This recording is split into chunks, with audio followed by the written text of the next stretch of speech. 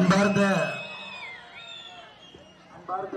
பெரியோர்களே, மதிப்பு மிகுந்த வாக்காளர் பெருமக்களே, முருகப்பெருமானுடைய முதல் படை வீடாக இருக்கக்கூடிய திருப்பரங்குன்றத்தினுடைய வாசல்ல நுழைவு வாயில நாம் எல்லாம் நின்று கொண்டிருக்கின்றோம். அருமை சொந்தங்களே, இன்னைக்கு தமிழகத்தினுடைய ஒரு மூத்த அரசியல்வாதி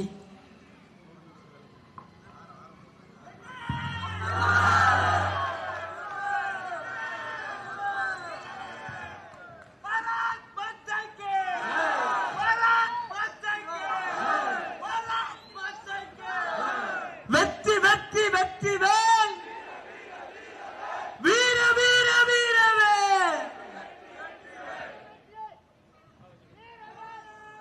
அருமை சொந்தங்களே, இன்னொரு மிக முக்கியமான சட்டமன்ற தேர்தல் களத்தில் நின்று கொண்டிருக்கின்றோம். நம்முடைய சொந்தங்கள் எல்லாம் வெயில பொருட்படுத்தாம எல்லோருமே இங்கே வந்து சாயங்காலம் 3:30 மணிக்கு நீங்க எல்லாம் வந்துட்டீங்க. அதற்காக முதலில் நன்றியை தெரிவித்துக் கொள்கின்றேன். காரணம் ஏதோ வேட்பாளர்கள் மட்டும் இந்த தேர்தலில் கஷ்டப்பட்டு வாக்கு சேகரிக்கவில்லை. நாமும் கூட அரசியல் மாற்றம் வேண்டும் என்று நம்முடைய வேட்பாளரோடு துணை நின்று வெயிலை பொருட்படுத்தாமல் ஒரு அரசியல் மாற்றத்திற்காக நாம் நின்று கொண்டிருக்கின்றோம். அருமை சொந்தங்களே, நம்மோடு இருக்கக்கூடிய அருமை அண்ணன் ராஜம் செல்லப்பா அவர்கள் ஒரு சாதாரண அரசியல்வாதி இல்லைங்க. தமிழகத்தில் இவரை போன்ற எத்தனை அரசியல் தலைவர்களுக்கு அனுபவம் இருக்குன்னு கேட்டீங்கன்னா குறைந்த தலைவர்கள் தான். சட்டமன்ற உறுப்பினராக, நாடாளுமன்ற உறுப்பினராக, மேயராக எல்லா பொறுப்புகளிலும் இருந்து மிகச் சிறப்பாக கடந்த 5 ஆண்டுகளாக இந்த தொகுதியினுடைய திமுக எத்தனையோ வஞ்சித்தும் கூட இந்த தொகுதியினுடைய சட்டமன்ற உறுப்பினராக இருந்து மாநில அரசுடைய போக்கை எல்லாம் எதிர்த்து உங்களுக்கு சேவை செய்து 2026 மிக முக்கியமாக இந்த ஆட்சி மாற்றம் நடக்கும் பொழுது அனைத்து இந்திய அண்ணா திராவிட முன்னேற்ற கழகம் தலைமையிலான தேசிய ஜனநாயக கூட்டணி மே 4க்கு பிறகு நம்முடைய முதலமைச்சராக பொறுப்பேற்கக்கூடிய அருமையண்ணன் எடப்பாடி பழனிசாமி அவர்கள் அந்த நேரத்தில் திருப்பரங்குன்றத்திலிருந்து உங்களுடைய சட்டமன்ற உறுப்பினராக இங்கிருந்து நீங்கள் அனுப்பி வைக்கக்கூடிய அண்ணன் ராஜம் செல்லப்பா அவர்கள் உங்களிடம் நின்று கொண்டிருக்கின்றார்கள். அருமை சொந்தங்களே, உங்களுக்கு இது திருப்பரங்குன்றத்தினுடைய மலை தெரியும். அது நம்முடைய அனைத்து இந்திய அண்ணா திராவிட முன்னேற்ற கழகமாக இருக்கட்டும், பாரதிய ஜனதா கட்சியாக இருக்கட்டும், நம்முடைய கூட்டணி கட்சிகளாக இருக்கட்டும், எப்பொழுதும் கூட நம்முடைய இஸ்லாமிய சகோதரிடம் அண்ணன் தம்பியாகத்தான் நாம் பழகி கொண்டு வந்திருக்கின்றோம். எனக்கு இவ்வளவு பிரச்சனை இங்க நடக்குதுன்னா நீங்களே யோசிச்சு பாருங்க. 102 ஆண்டுகளாக இருக்கக்கூடிய ஒரு பிரச்சனை. 102 ஆண்டுகளாக மதுரையில் இருக்கக்கூடிய உயர் நீதிமன்றம் மிக தெளிவாக ஒரு தீர்ப்பை கொடுத்தும் கூட மேலே சென்ற தீபத்தூணில தீபத்தை ஏற்ற வேண்டும் என்று சொல்லியும் கூட அதை நிராகரித்து திராவிட முன்னேற்ற கழகத்தினுடைய தலைவர்கள் என்னவெல்லாம் போய் சொன்னாங்க பாருங்க. முதல் அவர்கள் சொன்னது மேலே இருப்பது தீபத்தூண் அல்ல, அது ஒரு மைல்கல் என்று சொன்னார். அதன் பிறகு இல்ல தீபத்தூண் இல்ல, கிரேட் டிக்னோமெட்ரிக் சர்வே, ஆங்கிலேயர்கள் 1800 காலகட்டத்தில் நிலத்தை எல்லாம் அளவீடு செய்வதற்காக வைத்த ஒரு சர்வே கல் என்று சொன்னார். அதன் பிறகு மறுபடியும் ஒரு பையன் சொன்னாங்க, ஜெயின மத துறவிகள் மேலே படிப்பதற்காக இரவு விளக்கு பிடிப்பதற்காக விளக்கு வைப்பதற்காக வைக்கப்பட்ட தூண் என்று சொன்னார். அருமை சொந்தங்களே, நாம் கேட்பதெல்லாம் இங்கே தாய்மார்கள் இருக்கின்றார். ஒரு முருகப்பெருமானுக்கு தமிழ்நாட்டில் எல்லா மதமும் கூட நிம்மதியாக சந்தோஷமாக அவர்களுடைய மத வழிபாட்டை வைத்து வாழ வேண்டும் என்றுதான் எல்லோரும் நினைக்கின்றோம். திருப்பரங்குன்றத்தில் எத்தனை நம்முடைய அன்பு சொந்தங்கள் முருகப்பெருமான முருக பக்தர்கள் இங்கே வந்து சென்று கொண்டிருக்கின்றார்கள். தினமும் ஒரு நம்பிக்கையோடு வர்றாங்க. அவர்களுக்காக உயர்நீதிமன்றம் ஒரு கிளியர் கட் தீர்ப்பு, மிக தெளிவான ஒரு தீர்ப்பை கொடுத்தும் கூட மாநில அரசு வேண்டுமென்றே மத கலவரத்தை உருவாக்கி, ஒரு பிளவுத்தன்மையை உருவாக்கி, ஒரு பதற்ற சூழ்நிலையை திருப்பரங்குன்றத்திலே உருவாக்கி பல பிரச்சனைகளை உருவாக்கினார்கள். அருமை சொந்தங்களே, அதற்கெல்லாம் நியாயமாக இந்த தேர்தல் அமைய போகிறது. பாரத பிரதமர் நரேந்திர மோடி அவர்களே இங்கே வர வேண்டிய ஒரு சூழ்நிலை வந்து முருகப்பெருமானை சந்தித்து விட்டு, உங்களுக்கு தெரியும், இதே மதுரை பகுதியில் அருமை சகோதரர் பூர்ணச்சந்திரன் அவர்கள் தீக்குளித்து இறந்த பொழுது தன்னுடைய மரண வாக்குமூலத்தில் இதைத்தான் சொல்லிவிட்டு இருந்தார்கள். பாரத பிரதமர் அவர்கள் திருப்பரங்குன்றத்துக்கு மட்டும் வரல, பூர்ணச்சந்திரனுடைய குடும்பத்தையும் சந்தித்து விட்டு இங்கிருந்து சென்றிருக்கின்றார். அருமை சொந்தங்களே, முருக பக்தர்களே, நாம் எந்த மதத்துக்கும் எதிரானவர்கள் கிடையாது. நாம் கேட்பதெல்லாம் முருகனை கும்பிடுவதற்கு நமக்கான உரிமையை மட்டும் நாம் கேட்கின்றோம், அவ்வளவுதான்.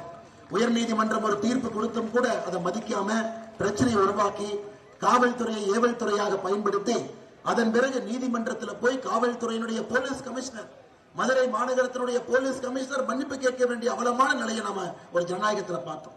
மதுரையினுடைய ஆட்சியர் நீதிமன்றத்திற்கு போய் மன்னிப்பு கேட்டுவிட்டு வெளியே வந்தார். இன்றைக்கும் நீதிமன்ற அவமதிப்பு வழக்கு நடந்து கொண்டிருக்கிறது. அருமை சொந்தங்களே, நான் கேட்பதெல்லாம் இங்க இருக்கக்கூடிய இஸ்லாமிய சொந்தங்களுக்கும் கூட தெரியும். திராவிட முன்னேற்ற கழகம் தன்னுடைய வாக்கு வங்கிக்காக, ஒரு மலிவு அரசியலுக்காக வேண்டுமென்றே இதை பிரச்சனையாக்கி எத்தனையோ இந்து மக்களுடைய உணர்வை புண்படுத்தியிருக்கின்றார்கள், முருக பக்தருடைய உணர்வை புண்படுத்தியிருக்கின்றார்கள். தமிழகமே திருப்பரங்குன்றத்தை பார்த்துக் கொண்டிருக்கிறது. அருமை சொந்தங்களே, ஏப்ரல் 23ஆம் தேதி முருகனுக்காக நீங்கள் கொடுக்கக்கூடிய தீர்ப்பு ஒரு மிக முக்கியமான தீர்ப்பு. திருப்பரங்குன்றத்தில் உங்கள் தீர்ப்பெல்லாம் இந்த தொகுதியில இரட்டலை சின்னத்திற்கு அண்ணன் ராஜன் செல்லப்பா அவர்களுக்கு நீங்க தீர்ப்பு கொடுங்க. நீதிமன்றம் கொடுத்த தீர்ப்பை திமுக அரசு ஏத்துக்கல, ஆனா மக்கள் தீர்ப்பை ஏத்துக்கிட்டு தாங்க ஆகணும். நீதிமன்றத்தினுடைய தீர்ப்பை ஏத்துக்கல, அதை மதிக்கல, அதற்காக காவல்துறையை ஏவல் துறையாக மாற்றினார்கள். ஆனால் மக்கள் கொடுக்கக்கூடிய தீர்ப்பு என்பது நிரந்தரமான ஒரு தீர்ப்பு. ஏப்ரல் 23ஆம் தேதி நீங்கள் எல்லாம் அண்ணன் ராஜன் செல்லப்பா அவர்களை இந்த தொகுதியில இந்த சட்டமன்றத்தில் ஒரு மிகப்பெரிய வாக்கு வித்தியாசத்தில் நீங்கள் வெற்றி பெற செய்ய வேண்டும் என்று அன்போடு இந்த நேரத்தில் கேட்டுக்கொள்கின்றேன். அருமை சொந்தங்களே, அது மட்டுமில்ல, இதே கனிமொழி அவர்கள் இந்த மாசம் ஏப்ரல் 2ஆம் தேதி திருப்பரங்குன்றத்தில் பிரச்சாரத்துக்கு வந்தார். அவர்கள் சொன்னது என்னன்னா, அனைத்து இந்திய அண்ணா திராவிட முன்னேற்ற கழகம் பாரதிய ஜனதா கட்சியும் இணைந்து இந்த தொகுதியில மத கலவரத்தை நாம் தூண்டிவிட்டோம் என்று சொன்னார்கள். எவ்வளவு பெரிய பச்சை பொய், எவ்வளவு பெரிய பொய் பாருங்க. யாராவது இங்க மத கலவரத்தை ஏற்படுத்தினாங்களா? நீதிமன்றத்தினுடைய உத்தரவுப்படி மேல போங்கன்னு தான் கேட்டாங்க. யாரும் யாரையும் ஒரு கடினமான வார்த்தை கூட சொல்லல. அவ்வளவு மோசமாக நடந்து கொண்டு திராவிட முன்னேற்ற கழகத்தினுடைய தலைவர்கள் பொய்யை பேசி அவர்கள் மத கலவரத்தை தூண்டுவதற்கு காரணமாக இருந்து, ஆனால் திருப்பரங்குன்றத்தினுடைய மக்கள் அமைதியை கடைபிடித்து இன்னைக்கும் நாம் அமைதியை கடைபிடித்து இங்கே நின்று கொண்டிருக்கின்றோம். அதனால் அருமை சொந்தங்களே, இது சரித்திர தேர்தல். திருப்பரங்குன்றத்தை பொறுத்தவரை ஒரு வரலாற்று தேர்தல். தமிழகத்தினுடைய கண்ணெல்லாம் திருப்பரங்குன்றத்தின் மீது இருக்கிறது. தமிழகத்தினுடைய கண்ணெல்லாம் ஏப்ரல் 23ஆம் தேதி வாக்கு பெட்டியில நீங்கள் செலுத்தக்கூடிய வாக்கை பார்த்துக் கொண்டிருக்கிறது. அன்பு சொந்தங்களே, இந்த வாய்ப்பை விட்டுவிடாதீர்கள். அண்ணன் அவர்களை மிகப்பெரிய வாக்கு வித்தியாசத்தில் நீங்கள் வெற்றி பெற செய்ய வேண்டும் என்று பணிவொன்போடு கேட்டுக்கொள்கின்றேன். அருமை சொந்தங்களே, இது மட்டும் இல்ல, ஏதோ நம்ம முருகன் அவர்களை பத்தி பேசுறதுக்காக வரலைங்க. முருகன் இருக்கிறாரு, பாத்துக்கிறாரு. அண்ணன் ராஜன் செல்லப்பா அவர்கள் மீது முழு அருளை முருக வருவான் கொடுக்க போறாங்க. நிச்சயமாக வரலாற்று சிறப்புமிக்க வெற்றி இங்கே வரை போகிறது. அடுத்து நீங்க பாருங்க, அண்ணன் சட்டமன்ற உறுப்பினராக இன்னும் பெரிய பொறுப்புகளோடு மதுரையில் இருக்கும் பொழுதுதான் நம்முடைய எய்ம்ஸ் மருத்துவமனை இங்கே திறக்கப்பட்டிருக்கு. அருமை சொந்தங்களே, இன்னைக்கும் நம்முடைய முதலமைச்சர் ஸ்டாலின் அவர்கள், கனிமொழி அவர்கள் பொய்யா பேசுறாங்க. எய்ம்ஸ் என்பது தமிழகத்திற்கு எதற்காக வந்தது? புரட்சி தலைவி அம்மா ஜெயலலிதா அவர்கள் வேண்டும் என்று கேட்டதற்காகத்தான் தமிழகத்திற்கு எய்ம்ஸ் வந்தது. அந்த நேரத்தில் மத்திய இணையமைச்சராக ஐயா பொன் ராதாகிருஷ்ணன் இருந்தாங்க. நம்முடைய பாரத பிரதமர் நரேந்திர மோடி அவர்கள் இந்தியாவுடைய பிரதமராக இருந்தாங்க. இந்தியா முழுவதும் எய்ம்ஸ் விஸ்தாரப்படுத்த வேண்டும் என்று நினைத்த பொழுது அதை மதுரைக்கு கொண்டு வர வேண்டும் என்று முடிவு செய்து மதுரைக்கு கொண்டு வந்தோம். காரணம், மதுரை இருந்தால் முழு தமிழகத்தில் இருக்கக்கூடிய மக்களும் இங்கே வருவார்கள். டெல்லிக்கு பிறகு தமிழகத்தில் தென்னிந்தியாவில் மிகப்பெரிய எய்ம்ஸாக இது இருக்க வேண்டும் என்று முடிவு செய்து மதுரைக்கு அந்த எய்ம்ஸ் கொடுக்கப்பட்டது. அதுவும் கூட திருப்பரங்குன்றம் இந்த தொகுதியில் எய்ம்ஸ் இருக்கு. அம்மா, உங்களுக்கு தெரியும், இந்த அக்டோபர் 26 நவம்பர் 26 அக்டோபர் நவம்பர் 26 இன்னும் ஒரு 5-6 மாதத்துல எய்ம்ஸ் முழுவதுமாக திறக்கப்பட்டு மக்கள் பயன்பாட்டுக்கு வர இருக்கிறது. அன்னைக்கு நீங்க பாப்பீங்க, தமிழகத்தினுடைய மொத்த மக்களும் கூட ஒரு அதிநவீன சிகிச்சை வேண்டும் என்றால் திருப்பரங்குன்றத்தை நோக்கி தான் அவங்க வரணும். எய்ம்ஸ் அப்படிப்பட்ட ஒரு மருத்துவமனை கட்டி இருக்கின்றோம். அருமை சொந்தங்களே, இது சாதாரணமாக நீங்க நினைச்சிடாதீங்க. இன்னைக்கு இந்தியாவில் 10 எய்ம்ஸ் கல்லூரியை நாம் கட்டி இருக்கின்றோம். டெல்லிக்கு வெளியே 10 எய்ம்ஸ் கல்லூரி. அந்த 10லும் மிகப்பெரிய எய்ம்ஸ் மருத்துவமனை எது என்றால் மதுரையில் இருக்கக்கூடிய, திருப்பரங்குன்றத்தில் இருக்கக்கூடிய all India institute of medical science தான் அதுல பெருசுமையும்.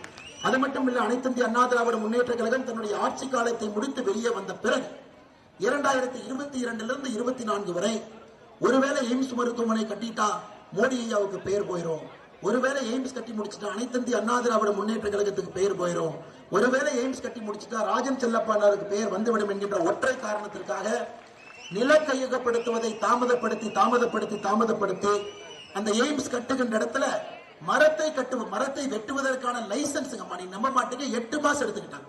திராவிட முன்னேற்ற கழகம் அந்த பகுதியில் இருக்கக்கூடிய மரத்தை வெட்டுவதற்கு 8 மாதம் கழித்து தான் அனுமதியை கொடுத்தாங்க. ஸ்டாலின் அவர்கள் ஒரு மேடையிலும் இல்ல மத்திய அரசு பாருங்க எய்ம்ஸே கொடுக்கல நிலத்தையும் மரத்தை வெட்டுவதற்கான அனுமதி முறையாக கொடுத்திருந்தால் எய்ம்ஸை எப்பவோ நாம் திறந்திருப்போம். அருமை சொந்தங்களே, வேண்டுமென்றே தாமதப்படுத்தி அதன் பிறகு மத்திய அரசு நேரடியாக கையில் எடுத்து தாமதப்படுத்தினால உங்களுக்கு தெரியும் 1200 கோடி ரூபாயில முடிய வேண்டிய எய்ம்ஸ் மதுரை இன்னைக்கு 2021 கோடி ரூபாயில போய் நிற்குது. 800 கோடி ரூபாய் உயர்ந்திருக்கிறது. அதையும் மத்திய அரசு தான் போட்டுக்கிறாங்க. 1200 கோடி ரூபாயில செலவு செஞ்சிருக்கணும். இவர்கள் தாமதப்படுத்தி 2021 கோடியில மதுரை எய்ம்ஸ் என்று கட்டி முடிக்கப்பட்டிருக்கிறது. அக்டோபர் நவம்பர் மாதம் முழுமையாக பயன்பாட்டுக்கு வரும். இதனுடைய முதல் பயனாளிகள் யாருன்னா திருப்பரங்குன்றத்தில் இருக்கக்கூடிய நீங்கள் தான் முதல் பயனாளிகள். உங்களுக்கு அற்புதமான உலக தரம் வாய்ந்த ஒரு அற்புதமான AIIMS all India institute of medical science வர இருக்கிறது. உங்களுக்கு தெரியும், உங்களுடைய சட்டமன்ற உறுப்பினராக அப்போது இருக்கக்கூடிய ராஜன் செல்லப்பா அவர்கள் அந்த ரிப்பனையும் கட் பண்ணக்கூடிய ஒரு பெரிய பாக்கியத்தை பாரத பிரதமர் நரேந்திர மோடி அவர்களோடு பெறவிருக்கின்றார்கள். அருமை சொந்தங்கள், அடுத்து பாருங்க எவ்வளவு நல்ல விஷயங்கள். மதுரையை பொறுத்தவரை மதுரை மெட்ரோ, அதுவும் கூட நம்முடைய திருப்பரங்குன்றத்துக்கு வர இருக்கு. அந்த மதுரை மெட்ரோவும் கூட அண்ணன் எடப்பாடி பழனிசாமி அவர்கள் முதலமைச்சராக பொறுப்பேற்ற பிறகுதான் அந்த மெட்ரோவும் கூட தமிழகத்திற்கு வர இருக்கு. ஆனா எத்தனை பொய்கள், எத்தனை பொய்கள், எத்தனை பொய்கள். ஐயா, என் கையில லெட்டர் இருக்குது. இது மத்திய அரசு தமிழக அரசுக்கு எழுதிய லெட்டர். அதாவது மதுரை மெட்ரோ, கோயம்புத்தூர் மெட்ரோ பற்றி லெட்டர் எழுதியிருக்கிறாங்க. இதுவரை இல்லாத ஒரு விஷயத்தை இது திருப்பரங்குன்றத்துல முருகபெருமான் முன்று உங்களுக்கு சொல்ல நினைக்கின்றேன். மதுரை மெட்ரோவை பொறுத்தவரை மத்திய அரசு சொல்லி இருக்கிறாங்க, ஐயா நீங்க ப்ரொபோசல் அனுப்பிச்சிருக்கிறீங்க, அந்த ப்ரொபோசலை மாநில அரசு நீங்களே அப்ரூவ் பண்ணிருக்கிறீங்க. அந்த ப்ரொபோசல் என்ன சொல்லி இருக்கிறீங்கன்னா, இன்னைக்கு நீங்க மதுரை மெட்ரோன்னு சொல்வது BRTS, bus rapid transport system. அதாவது ஒரு பேருந்து, தடைபடாத ஒரு பேருந்து, டிராபிக் இல்லாம போகக்கூடிய ஒரு பேருந்து, அதுக்காக மட்டும்தான் நீங்க ப்ராஜெக்ட் ரிப்போர்ட் கொடுத்திருக்கீங்களோ தவிர மதுரைக்கு மெட்ரோ வேண்டும் என்று கேட்டு நீங்கள் ப்ராஜெக்ட் ரிப்போர்ட் கொடுக்கவில்லை என்று மத்திய அரசுடைய கடிதத்தில் இருக்கு. மத்திய அரசுடைய கடிதத்தில் 3வது பேரால இது இருக்குதுங்க. ஐயா, இந்த கடிதத்தை கூட பத்திரிகை நண்பர்களுக்கு நாங்கள் எடுத்து கொடுக்கின்றோம். இந்த கடிதத்தை பாருங்க. மதுரையில மெட்ரோவுக்காக எந்த முயற்சி எடுக்காம கொடுக்கப்பட்ட ரிப்போர்ட்டையே தவறாக கொடுத்து அதுல எத்தனை பேர் பயணம் செய்வார்கள் என்பது பஸ் ரேபிட் டிரான்ஸ்போர்ட் சிஸ்டத்துக்காகத்தான் வேண்டும் என்று கேட்டுவிட்டு ஒரு முழு பொய்யை சொல்லிக் கொண்டிருக்கின்றார்கள். அவர்தான் அண்ணன் எடப்பாடி பழனிசாமி அவர்கள் நானும் இருக்கும் பொழுது கோவை விமான நிலையத்தில் ஒரு 4 மாதங்களுக்கு முன்பு பாரத பிரதமர் நரேந்திர மோடி அவர்களை சந்தித்து, ஐயா மதுரைக்கும் கோயம்புத்தூருக்கும் மெட்ரோ வேண்டும் என்று சொன்னார்கள். அப்பொழுது பிரதமர் கூட சொன்னது, நாங்கள் மெட்ரோவை எங்கும் நிராகரிக்கவில்லை, மாநில அரசு கொடுத்திருக்கக்கூடிய கடிதத்தை திருப்பி அனுப்பியிருக்கின்றோம், சில குறைகளை நிவர்த்தி பண்ணி எங்களுக்கு திரும்ப கொடுங்க நாம கேட்டிருக்கோம், அது வந்தவுடன் பரிசீலிக்கிறோம் என்று பாரத பிரதமர் சொல்லிவிட்டு சென்றார்கள். ஐயா, இதுவரை மாநில அரசுக்கு மத்திய அரசு அனுப்பிய கடிதம், மத்திய அரசு 14 நவம்பர் 2025 கடிதம் அனுப்பியிருக்கிறாங்க. ஆனா தேர்தலில் அரசியல் குளிர்காய வேண்டும் என்கின்ற ஒற்றை காரணத்திற்காக மத்திய அரசு அனுப்பிய கடிதத்திற்கு இன்னும் கூட பதில் போடாம முதலமைச்சர் ஸ்டாலின் அவர்கள் மேடைக்கு மேடைக்கு புழுகு மூட்டையாக பொய்யை பேசிக் கொண்டிருக்கின்றார்கள். அருமை சொந்தங்களே, அதனால் மதுரையை பொறுத்தவரை பாருங்க, நம்முடைய அண்ணன் சட்டமன்ற உறுப்பினராக பொறுப்பேற்ற பிறகு எய்ம்ஸ் திறக்கப்பட்டிருக்கிறது. அண்ணன் சட்டமன்ற உறுப்பினராக பொறுப்பேற்ற பிறகு அண்ணன் எடப்பாடி பழனிசாமி அவர்கள் முதலமைச்சராக பொறுப்பேற்ற பிறகு மதுரைக்கு வரக்கூடிய எய்ம்ஸும் கூட, ஐயா ஒரு எய்ம்ஸ் கட்டுறதுக்கு மொத்தமாக 3 ஆண்டுகள் ஆகும்.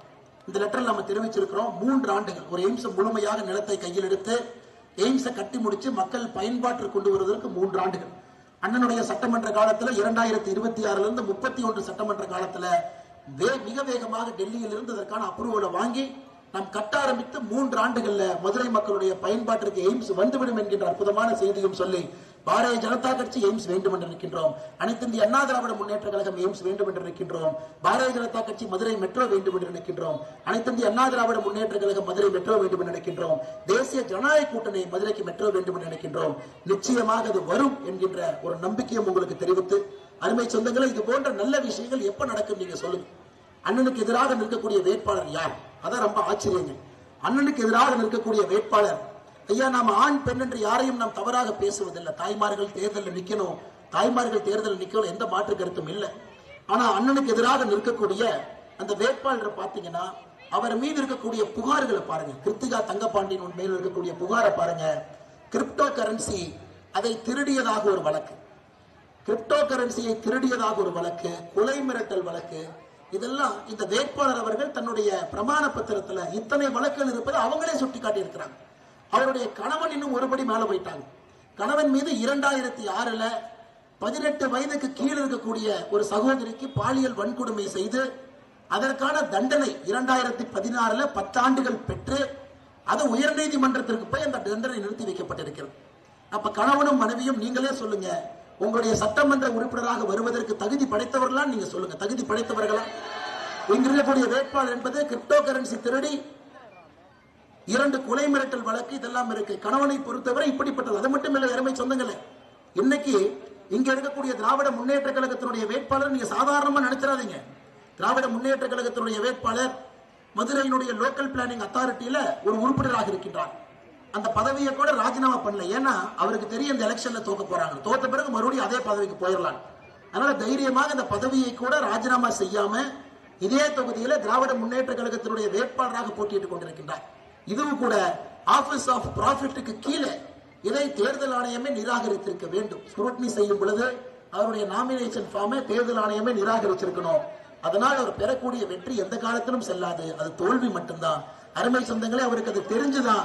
ஏன்னா ரிசைன்மெண்ட் வந்து அந்த பதவியும் போய்விடும் என்கிறதுக்காக ஒப்புக்கு சப்பானியா அண்ணன் ராஜன் செல்லப்பா அவர்களை எதிர்த்து யாரும் வெற்றி பெற முடியாது என்பது திராவிட முன்னேற்ற கழகத்துக்கு தெரியும். எப்பொழுதுமே இந்த கோயிலுக்கு வெளியே பார்த்தீங்கன்னா ஒரு பக்கர ஆட்டை கொண்டு வந்து துலுக்கி தலையாட்டு பாம்பாங்க. அந்த மாதிரி ஒரு வேட்பாளரை கொண்டு வந்து 3 முறை தலையாட்டு நிறுத்தி வைத்திருக்கின்றார்கள். அந்த வேட்பாளரும் தெளிவாக, ஐயா நாம் எதை ரிசைன் பண்ணாம வந்துருவோம், தோத்த பிறகு மறுபடியும் போய் அதே பொறுப்பில் இருக்கின்றோம் என்கின்ற நம்பிக்கையில் இந்த வேட்பாளர் வந்திருக்கின்றார். இதையெல்லாம் எதற்காக உங்களுக்கு சொல்லுகின்றேன் என்றால், நம் முன் இருக்கக்கூடிய வேட்பாளர் யார் என்பதை முழுமையாக நாம் தெரிந்து கொள்ள வேண்டும். ஒரு மனிதர் 60 ஆண்டு கால அரசியல்ல புரட்சி தலைவர் டாக்டர் எம்ஜிஆர் ஐயாவுடைய காலத்திலிருந்து புரட்சி தலைவி அம்மா அவருடைய ஆட்சி காலத்தில் மிகப்பெரிய பொறுப்புகளை எல்லாம் பார்த்து மதுரை மேயராக இருக்கும்போது இதாங்க ஆச்சரியம். மதுரையினுடைய மேயராக இருக்கும் பொழுது 2011 16 வரை இதே மனிதர் நம் பக்கத்தில் இருக்கக்கூடிய அந்த அற்புதமான மனிதர் மதுரையினுடைய மாநகராட்சி இந்தியாவிலே சிறந்த மாநகராட்சியில் ஒரு பட்டம் வாங்கிட்டு வர்றார். அந்த பட்டம் என்பது அவருக்கு பெருமை, உங்களுக்கு பெருமை, மதுரைக்காரர் எல்லாத்துக்குமே பெருமை. ஆனா இன்னைக்கு மதுரையில மேயரே காணா. எங்கேயே மேயரை காணானா 200 கோடி ரூபாய் ஊழல் செய்து மேயர் ராஜினாமா பண்ணிட்டாங்க. மேயருடைய கணவர் பிடிஆர் அமைச்சருக்கு மிக நெருக்கமான ஒரு மனிதர். அதை நம்ம அப்புறம் பேசுவோங்க ஐயா. அது ஒரு பெரிய பஞ்சாயத்து. அதன் பிறகு இன்னைக்கு இந்தியாவில் 10 லட்சம் பேருக்கு மேல வசிக்கக்கூடிய நகரம் 40 நகரம் இருக்குதுங்க. 10 லட்சம் பேருக்கு மேல 40 நகரம். 40 நகரத்துக்கும் சுத்தப்பட்டியல் போட்டாங்க மத்திய அரசு. சுரக்ஷா விருது என்று 40 நகரமும் எப்படிப்பட்ட சுத்தமாக இருக்கிறது ஐயா. கட்ட கடைசி 40 நகரத்துல 40வது இடம். இந்தியாவிலே மோசமான ஒரு நகரம் தூய்மை அடிப்படையில எப்படிப்பட்ட ஒரு விருதை வாங்கி கொடுத்திருக்கிறாங்க பாருங்க. மதுரையை பொறுத்தவரை கட்ட கடைசியாக அதிக குப்பை இருக்கக்கூடிய மாநகரமாக மாற்றிவிட்டு திராவிட முன்னேற்ற கழகம் நெஞ்சுரத்தோடு எப்படி வெளியே வந்து வாக்கை கேட்கிறாங்க. ஒரு குப்பை மேடாக மதுரையை மாற்றிவிட்டு உங்கள்கிட்ட வாக்கு வேற கேட்கிறாங்க. அது எந்த மனிதருக்கு எதிராக கேட்கிறாங்க? 2011 16 வரை சிறந்த மாநகராட்சி என்று விருது வாங்கிய மனிதருக்கு எதிராக கடைசியில கொண்டை நிறுத்திட்டு, அதுவும் இரண்டு ஊழல் பேர்வழிகளை கிரிப்டோ கரன்சி திருடிய வழக்கு, 16 வயது பெண்ணின் மீது பாலியல் வன்கொடுமை செய்த வழக்கு இருக்கக்கூடிய கணவர் 2 பேரும் தைரியமாக வந்து வேட்பாளர் என்று திருக்குறள் நின்று கொண்டிருக்கின்றார்கள். அருமை சொந்தங்களே, நீங்கள் நிராகரிக்கிறது ஒரு பக்கம் இருக்கட்டும், டெபாசிட் கூட அவங்க வாங்கக்கூடாது. அப்படி செய்யும் பொழுது மட்டும்தான் திருப்பரங்குன்றத்தினுடைய குரல். ஐயா, முருகபெருமானுக்காக திமுகவுக்கு எதிரான ஓட்டு நம்ம போட போறோம். முருகபெருமானுக்காக திமுகவுக்கு எதிரான ஓட்டு போட போறோம். அண்ணன் ராஜன் செல்லப்பா அவர்களுக்காக வேட்பாளருக்கு எதிரான ஓட்டு போட போறோம். ரெண்டையும் சேர்த்துனீங்கன்னா அந்த வேட்பாளருக்கு டெபாசிட் கூட திருப்பரங்குன்றம் தொகுதியிலே கிடைக்கக்கூடாது என்கின்ற ஒரு செய்தியும் கூட இந்த நேரத்திலே உங்களுக்கு சொல்வதனுடைய கடமையாக இருக்கிறது. அருமை சொந்தங்களே, அது மட்டும் இல்ல, இன்னைக்கு மதுரை உயர வேண்டும் என்றால் பாரத பிரதமர் நரேந்திர மோடி அவர்கள் நேரடியாக நம்முடைய முதலமைச்சராக வரப்போகின்ற அண்ணன் எடப்பாடி பழனிசாமி அவரோடு நேரடி ஒரு சம்பர்க்கம் இருக்க வேண்டும். மதுரையை பொறுத்தவரை நிறைய நிதி கொண்டு வரணுங்க, ஏகப்பட்ட நிதி கொண்டு வரணும். மதுரை இன்னும் தரம் உயர்த்தி இந்தியாவுடைய சிறந்த நகராக ஆக்க வேண்டும் என்றால் 2 மனிதர்களும் அவர்களுக்குள்ள பரஸ்பர ஒரு உறவு இருக்கும். ஆந்திராவில் பாருங்க, சந்திரபாபு நாயுடு அவர்களுக்கும் பாரத பிரதமர் நரேந்திர மோடி அவருக்கும் அந்த உறவு இருக்கு. பீகார் பாருங்க, நிதிஷ்குமார் அவர்களுக்கும் மோடி அவர்களுக்கும் உறவு இருக்கு. எனக்கு தமிழகத்துல ஸ்டாலின் அவர்களுக்கும் மோடி அவர்களுக்கும் அந்த உறவு இருக்குன்னு நினைக்கிறீங்களா? இதே ஸ்டாலின் அவர்கள் அவர் போய் கெஞ்சி மோடியை கூப்பிடுவார், ஐயா நான் ஒரு செஸ் போட்டி நடத்துறேன், எனக்காக தமிழ்நாட்டுக்கு வாங்க. மோடி அவர்களை பொறுத்தவரை வேண்டாம் என்று சொல்ல மாட்டார். ஸ்டாலின் அழைத்ததற்காக இன்டர்நேஷனல் செஸ் ஒலிம்பியாடுக்கு வந்தார். மேடையிலே வைத்து நம்முடைய மோடி அவர்களை அசிங்கப்படுத்தி அனுப்பியதுதான் ஸ்டாலின் அவருடைய சாதனை. அதனால் நம்ம நன்றாக புரிந்து கொள்ள வேண்டும். பாரத பிரதமரை மதிக்கக்கூடியவர். ஐயா, நம்ம நல்லா புரிஞ்சுக்கணும். அனைத்து இந்திய அண்ணா திராவிட முன்னேற்ற கழகம் இந்தியாவில் இருக்கக்கூடிய அரசியல் கட்சிகள்ல ஒரு தனித்தன்மை வாய்ந்த கட்சி. இதற்கு நாங்க 1977 தேர்தலில் இருந்து கூட்டி கழிச்சு பாருங்க. ஒரு பிராந்திய கட்சி 77க்கு பிறகு இத்தனை முறை ஜெயிச்சு ஆட்சிக்கு வந்திருக்கிறாங்கன்னா அதிக முறை ஜெயிச்சது அனைத்து இந்திய அண்ணா திராவிட முன்னேற்ற கழகம். திராவிட முன்னேற்ற கழகம் கூட அவ்வளவு ஜெயிச்சது. அதனால பாரதிய ஜனதா கட்சியை பொறுத்தவரை பொய்யை சொல்லுகின்றார்கள். ஐயா, யாரும் டெல்லிக்கு கட்டுப்பட வேண்டிய அவசியம் இல்லை, யாரும் டெல்லிக்கு அடிமை இல்லை. டெல்லிக்கு அடிமையாக இருக்கக்கூடிய ஒரே கட்சி திராவிட முன்னேற்ற கழகம் மட்டும்தான் தமிழகத்தில். அனைத்து இந்திய அண்ணா திராவிட முன்னேற்ற கழகத்தை பொறுத்தவரை தனித்தன்மையாக அவர்களுக்கு ஒரு கொள்கை இருக்கிறது, அவர்களுக்கு ஒரு கோட்பாடு இருக்கு. நாமெல்லாம் தேசிய ஜனநாயக கூட்டணியில் ஒன்றாக இணைந்திருப்பதற்கான காரணம் என்ன? பொது எதிரி திராவிட முன்னேற்ற கழகத்தை வீழ்த்த வேண்டும் என்கின்ற ஒற்றை காரணத்துக்காக நாம் இணைந்திருக்கின்றோம். அனைத்து இந்திய அண்ணா திராவிட முன்னேற்ற கழகத்தினுடைய கொள்கைகளை மதிக்கின்றோம். அது அவர்களுக்கான கொள்கை. பாரதிய ஜனதா கட்சிக்கு ஒரு கொள்கை இருக்கிறது. நாம் யாரையும் எப்பொழுதும் தொந்தரவு செய்ய போவது இல்லை. இதையெல்லாம் புரிந்து கொள்ளாம மேடைக்கு மேடை பொய்யை மட்டும் பேசி திராவிட முன்னேற்ற கழகத்தினுடைய தலைவர் திரு ஸ்டாலின் அவர்கள் சுத்திக் கொண்டிருக்கின்றார்கள். அருமை சொந்தங்களே, எந்த பொய்யை சொன்னாலும் கூட நீங்க நம்ப கூடாது. மதுரையை சுத்தமான நகராக மாற்ற வேண்டும் என்றால் திமுக யாருமே மதுரையில பொறுப்பில் இருக்கக்கூடாதுங்க ஐயா. திமுக யாரும் பொறுப்பு இருக்கக்கூடாது, மேயரும் இருக்கக்கூடாது, எம்எல்ஏ இருக்கக்கூடாது, யாரும் இருக்கக்கூடாது. அப்பொழுதுதான் சுத்தமாக நகரமாக மாறும். அதே போல இரண்டாவதாக மெட்ரோ வர வேண்டும் என்றால் நாம் இங்கே இருக்க வேண்டும். இவங்க ரிப்போர்ட்டே கொடுக்க மாட்டாங்க. திராவிட முன்னேற்ற கழகத்தை பொறுத்தவரை நவம்பர் மாசத்திலிருந்து இன்னைக்கு ஏப்ரல் 5 மாத கால ரிப்போர்ட் கொடுக்காதவங்க எப்படிங்க ரிப்போர்ட் கொடுக்க போறாங்க? நாம ஆட்சிக்கு வந்தவுடன் செய்யக்கூடிய முதல் வேலை மறுபடியும் ஒரு டிபிஆர் சரியான முறையில தயாரித்து மதுரையினுடைய மக்கள் தொகை 20 லட்சம் பேருக்கு மேல இருக்கிறத சுட்டி காட்டி சரியான முறையில மத்திய அரசிடம் பேசி அந்த மெட்ரோவை வாங்கி கொண்டு வருகின்ற பொறுப்பு எங்கள் எல்லோருடைய பொறுப்பு, அருமை சொந்தங்களே. அதே போல எய்ம்ஸ் மருத்துவமனை அக்டோபர் நவம்பர் 2026 இன்னும் 6 மாதத்தில் திறப்புக்கு வர இருக்கிறது. அதுவும் உங்களுக்கு பயன்படும். ஆனால் அருமை சொந்தங்களே, இந்த வேட்பாளரை நிராகரிப்போம், திராவிட முன்னேற்ற கழகத்தை நிராகரிப்போம். அண்ணன் ராஜன் செல்லப்பா அவர்களே மிகப்பெரிய வாக்கு வித்தியாசத்துல நம்முடைய முருகபெருமானுடைய சாட்சியா இங்கிருந்து வெற்றி பெற செய்து நீங்கள் கோட்டைக்கு அனுப்பி வைக்க வேண்டும் என்கின்ற பணிவான கருத்துக்களை தாழ்மையோடு உங்களுக்கு தெரிவித்து எல்லோருமே நம்முடைய திருப்பரங்குன்றத்துல ரெட்டலை ரெட்டலை ரெட்டலை நம்முடைய வெற்றியலை வெற்றியலை வெற்றியலை மிகப்பெரிய ஒரு வெற்றி வாய்ப்போடு அண்ணன் இங்கே காத்துக் கொண்டிருக்கின்றார். ஒரு சரித்திர வெற்றியை நாம் இங்கிருந்து கொடுத்து அவரை அனுப்பி வைக்க வேண்டும் என்று சொல்லி மிக பொறுமையாக சுட்டரிக்கின்ற வெயில பொருட்படுத்தாம இங்கே நின்று கொண்டிருக்கக்கூடிய எல்லா அருமை சொந்தங்களுக்கும் கூட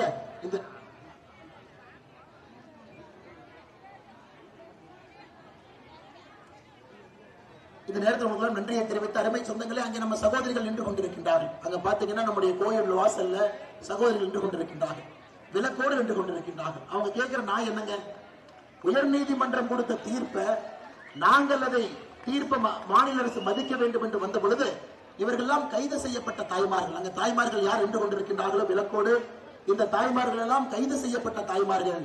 இன்னைக்கு அவர்கள் கேட்பதெல்லாம் நியாயம் நியாயம் நியாயம் மட்டுமே, வேற எதுவுமே அவங்க கேட்கல.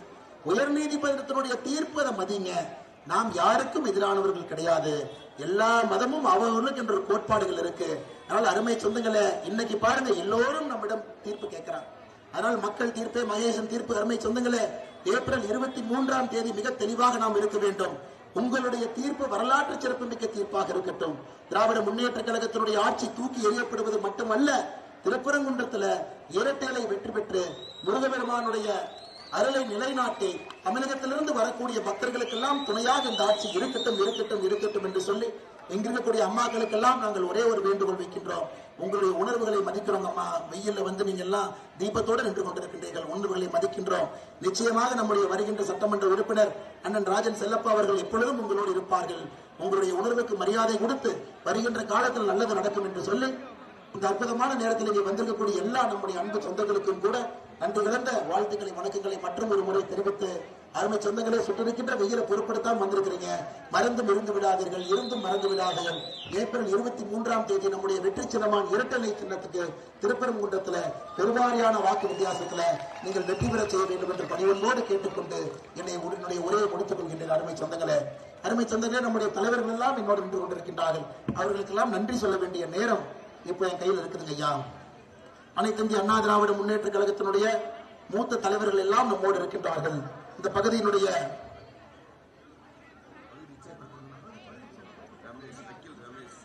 பகுதியினுடைய பகுதி செயலாளர் ஆற்றல் மிகுந்த வக்கீல் ரமேஸ்வரன் அவர்கள் நம்மோடு இருக்கின்றார்கள். ஒன்றிய செயலாளர் அண்ணன் முருகன் அவர்கள் நம்மோடு இருக்கின்றார்கள். அதே போல மேடையில் இருக்கக்கூடிய எல்லா அனைத்து இந்திய அண்ணா திராவிட முன்னேற்ற கழகத்தினுடைய தலைவர்களுக்கும் தொண்டர்களுக்கும் நெஞ்சார்ந்த வாழ்த்துக்களை வணக்கங்களை தெரிவித்துக் கொள்கின்றேன்.